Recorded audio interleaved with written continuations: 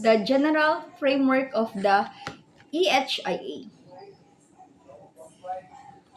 The general framework of an environmental health impact assessment typically includes the following key components. First one is the scoping. So, scoping is identifying the scope and boundaries of the assessment, including the environmental and health issues to be addressed, as well as the geographic and temporal boundaries. Second is the baseline assessment, conducting an analysis of the current environmental and health conditions in the area of interest to establish a baseline for comparison. The third, identification of impacts. So, assessing potential environmental and health impacts that may result from the proposed project, policy, or activity. Fourth, risk assessment. Evaluating the magnitude and likelihood of identified impacts, considering factors such as exposure and vulnerability. 5. Mitigation measures. Recommending strategies to minimize or mitigate adverse impacts, which may include changes to the project design, technology, or operational practices. 6. Monitoring and follow-up.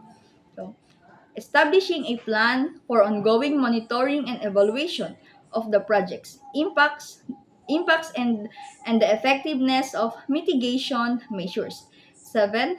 Public and stakeholder involvement. No, involving the public and relevant stakeholders in the EHIA process to gather input, address concern, and ensure transparency. 8. Decision making, providing the EHIA findings and recommendation to decision makers to inform their choices, whether related to project approval, policy development, or other actions. 9. Reporting, documenting the EHIA process and outcomes in a comprehensive report that is accessible to the public.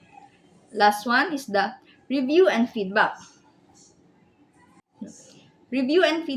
Allowing for review and feedback on the EHIA report from the public and stakeholders. So overall, the details and steps within the EHIA can vary depending on the nature of the project or policy being assessed, as well as local regulation and guidelines.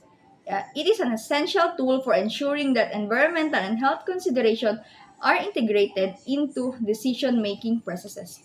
So, that's all po, ma'am. Thank you.